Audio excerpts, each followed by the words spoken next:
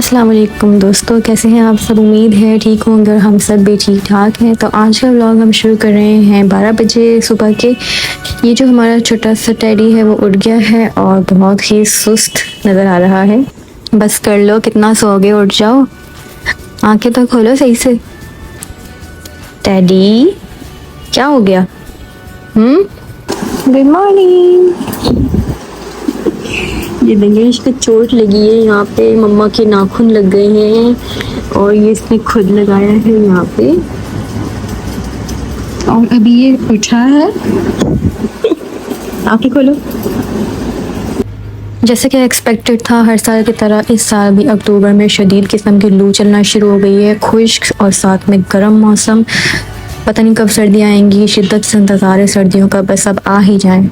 सर्दियाँ तो न जाने कब आएंगी, लेकिन हमारे कारपेंटर जो है वो आ गए हैं, जो थोड़ा बहुत काम रह गया है वो करने। उनका बस 1 घंटे का काम है शायद, तो उसके बाद फिर चले जाएंगे और फिर हम जाएंगे कहीं और। तो मैंने ग्रोसरी मंगवा ली थी ताकि जल्दी से खाना बना लूँ फिर जाऊँ, वरना फिर टेंशन लगी रहती है कि घर जाके खाना बनाना है। तो मैंने सोचा पहले खाना बना लेते हैं, फिर आराम से जाएंगे तो रिलैक्स होकर आएंगे। तो आलू कीमा बनाने लगी थी मैं, और घर की सफाई वगैरह रह गई है, सारे काम करेंगे। और इसने मज़ीद गंद करना शुरू कर दिया है। इसका तो काम ही ये है कि बस गंद करते जाओ। माँ जो है काम समेटती जाएंगी और मैं गंद करता रहूँगा। और फिर सारे काम करने के बाद नाश्ता करने लगे थे हम, चाय और पापा। और जब पहले मैं चाय बना रही थी वो कारपेंटर के लिए था, उनके सर में हो गया था दर्द, क्योंकि उन्होंने समर बॉन्ड लगाया था वॉशरूम के दरवाज़ों पे, जो हमने स्टील के पेपर क्या कहते हैं उसे पता नहीं, वो लगवाए हैं ताकि दरवाजे ख़राब ना हो। तो वो वॉशरूम के अंदर थे और उनको सांस जो है लेना मुश्किल हो गया था बेचारे का। तो खैर मैंने चाय बना कर दी, बाद में अपने लिए बनाई। और ये नाश्ता देख के इसका रिएक्शन आप चेक करिएगा अभी कि क्या रिएक्शन देता है।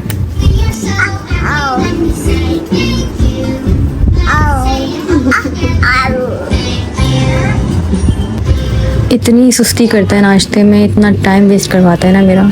ये कारपेंटर ने मुझे बना कर दिया था फ्री में।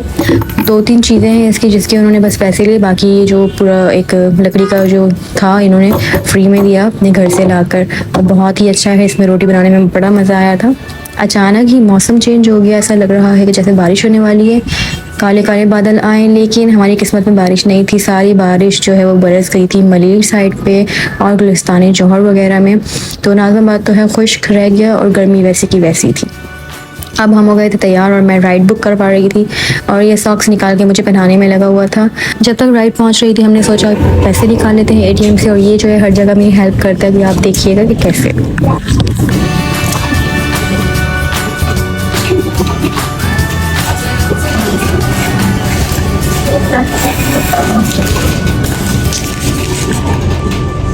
A few moments later.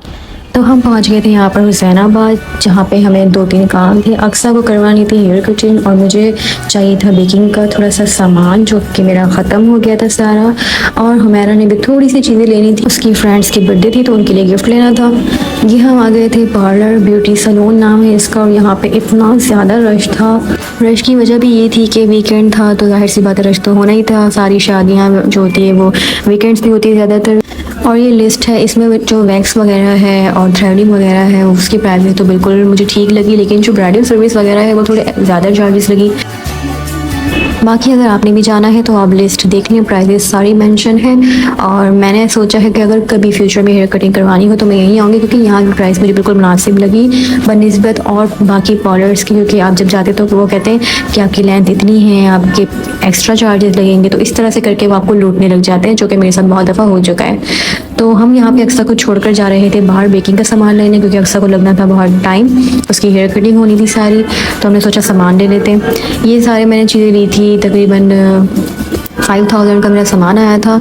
और लेकिन मुझे बहुत सस्ती, मुझे नहीं, जितनी भी औरतें हैं जो जाती हैं या सीखती हैं या जिन्हें इस बारे में पता है कि यहाँ पे चीज़ें सस्ती हैं, तो सब यहीं से लेकर जाते हैं, क्योंकि ये बहुत ही जो है लो प्राइसेस हैं यहाँ पर हर चीज़ की। संडे को जो है मार्केट बंद होती है, इस वजह से यहाँ पे बहुत ज़्यादा रश था वीकेंड होने की वजह से।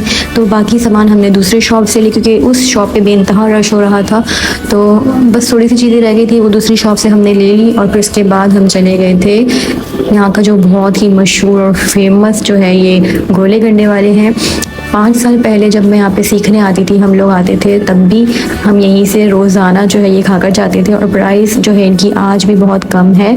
पूरे कराची में आप चले जाएं, हर जगह आपको जो है फालूदा मिलेगा 300, 400, 500, ज़्यादा ही प्राइसेस होंगी, इससे कम नहीं होंगी। यहाँ पर आपको मिलेगा 120, 130 इस तरीके से प्राइस है। और लिम्का वगैरह की प्राइस भी बहुत मुनासिब है और ये है भी बहुत अच्छे। आप जो बोलेंगी वो उस तरह का बना देंगे और टेस्ट बहुत अच्छा है। बाकी आप मक्खियों को इग्नोर करें, वो आजकल का जो सीज़न चल रहा है इसमें तो मक्खियाँ आपको हर जगह ही नज़र आएंगी। तो मक्खियों से बचना आपका काम है, शॉप वाले का काम नहीं है। वो आपको अच्छा साफ सुथरा बना कर देगा। बाकी मक्खियों से खुद बचें और अपने फालूदे को भी बचाएं। ये जो फालूदे वाले भाई हैं ये काफ़ी सालों से यहाँ पे स्टॉल लगा रहे हैं और यहाँ पे एक ही स्टॉल है जो आपको नज़र आएगा फालूदा और लिम्का का। एक और है वो थोड़ा आगे है, लेकिन यहाँ पे बेइंतहा रश होता है आम दिनों में भी, और आज तो वीकेंड था, ज़्यादा ही रश था। तो इनका माशाल्लाह चलता भी बहुत अच्छा है और ये कस्टमर्स को डील भी अच्छे तरीके से करते हैं और अल्लाह ने इनके काम में बड़ी बरकत दी हुई है। तो माशाल्लाह बहुत अच्छा चलता है, टेस्ट बहुत अच्छा है। और इन्होंने आप देखें 2 स्कूप इन्होंने भर भर के आइसक्रीम के डाले वनीला।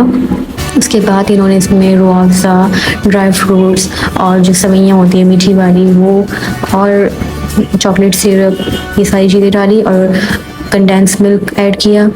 तो फिर फालूदा हमारा रेडी हो गया, जो टेस्टी भी था। अब क्वांटिटी चेक करें, दिखने में आपको छोटा लग रहा होगा लेकिन जब खा रहे थे हम तो काफ़ी हैवी लगा और पेट बिल्कुल फुल हो गया था।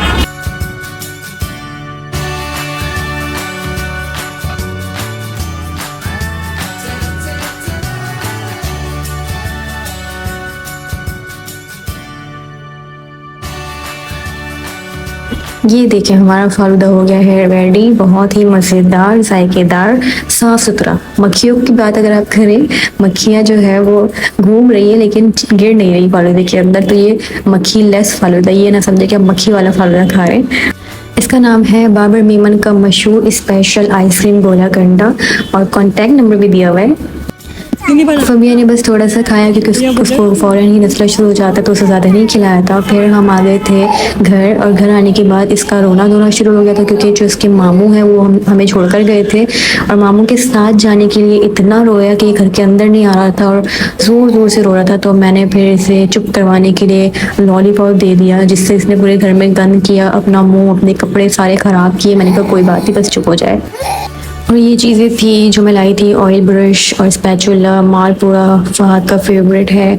और ये है कोको पाउडर जो 200 का था, ये है ऑरिगेनो और ये विस्क है, ये डार्क चॉकलेट है, ये भी 200 का था, ये कंडेंस मिल्क भी 250 का था, और ये है ½ kg मोज़रेला चीज़ और ½ kg चेडर चीज़, दोनों 500 के थे। तो काफ़ी ज़्यादा है क्वांटिटी में। और ये एवापोरेट मिल्क है, मैंने सोचा है कि मैं 3 मिल्क केक बनाऊंगी। अच्छा, ये है पैन छोटा सा और ये क्रीम है। उन्होंने कहा है कि बहुत अच्छा है, बहुत अच्छा भी पता है, वो हम चेक करेंगे। ये है मशरूम्स और ये कैफ की जो टॉयज़ हैं वो बड़े शौक से बर्तनों के साथ खेलते हैं, तो मैंने सोचा इसको बर्तन ले देते हैं। ये थोड़ी बहुत खाने पीने की चीज़ें और ये चॉकलेट चिप्स हैं। ये डेकोरेशन की थोड़ी सी चीज़ें थी और साथ में मैंने थोड़े से एलमंड्स लिए हैं और सिलिकॉन बेकिंग मैट लिया है जिसमें डो वगैरह नीट करने में बहुत आसानी होगी। ये लॉलीपॉप खा के पूरे घर को देखें किस तरीके से गंद मचा रहा है, सारी सफाई करनी पड़ेगी। ये तो हो गया था बिजी। अब हम मिलेंगे आपके साथ नेक्स्ट व्लॉग में, तब तक के लिए अल्लाह हाफिज़। चैनल को लाइक और सब्सक्राइब ज़रूर करिएगा।